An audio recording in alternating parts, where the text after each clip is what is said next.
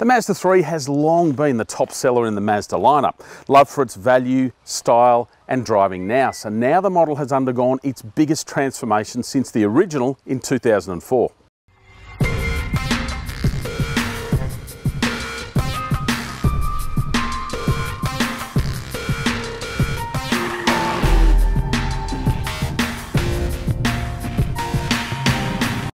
This fourth generation model is certainly very different in terms of the look. Gone are those sharp creases and character lines, and instead it's just been kept really clean. So it gives it quite a distinctive look, particularly in the hatchback, which is the only one on sale now. By mid-2019 there'll also be a sedan, and interestingly that sedan gets a completely different look. The only two things shared are the windscreen and the bonnet. Now Mazda likes to call this car all new, but there is some old going on beneath the bonnet. So you've got two carryover engines. They're now called different things. You've got a G20, which is the 2-litre engine, or a G25, which is the 2.5-litre engine. Both of them are okay, although nothing special. So the 2.5-litre has obviously got more pull, more punch generally. That is certainly the pick out of those two engines. The 2-litre starting to feel a little undernourished in that market, but it gets the job done at least. If anything, it's the engine that's probably the letdown these days with the Mazda 3. It's not a bad engine by any stretch, but the rest of the car really sort of stands out and steps above a lot of the competition, whereas the engine's just getting the job done. Elsewhere though, the changes with the Mazda 3 are monumental, and it all comes down to a new architecture, a new structure underneath. Basically it's added a whole bunch more solidity and refinement to the equation, so it feels a lot more grown up, a lot more mature. It's taken a giant leap forward in that respect. A lot quieter than before, and that obviously helps with comfort levels. The body's also better controlled, so over sort of rickety bumpy roads like this it's just a little bit less movement generally, but it's still got that agility, still got that flair and fun that really defines the Mazda 3, and you get that once you pitch it at a couple of corners.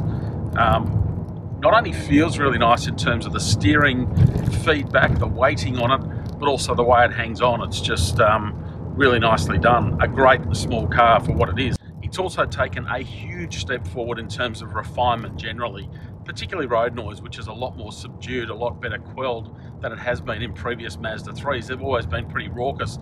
This one, it's even quiet.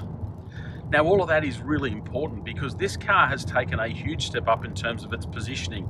It's a lot more expensive than it's ever been. Effectively, Mazda got rid of the base model car, the Neo. They've renamed them all with things like Pure, Astina's still in the mix, but a whole bunch of different names in there. And they've also basically stepped the price up on everything. So yes, you get a lot more features.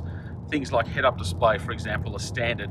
Full active safety system, standard. So it's impressive to see that level in there, but you do pay for it. And that whole grown-up feeling, that additional maturity has flowed through to the interior, where the materials, the finishes, the attention to detail has really stepped up. So you've almost got premium brand levels of quality in here. It certainly feels a step above most of the mainstream small cars. And finally, it's taken a while, but the Mazda 3 now gets Apple Carplay and Android Auto, which is great. What it doesn't get anymore is a touchscreen. So previously you had a touchscreen that operated admittedly only when the car was stopped, but this one they've actually moved the screen further away, closer to your line of sight, and got rid of that touchscreen functionality. So that's a bit of a bummer, considering that Apple CarPlay in particular sort of relies on that touchscreen functionality. So instead you have to use the big rotary controller to navigate your way around. So the fourth generation Mazda 3 is certainly a huge step up, although it does come at a price.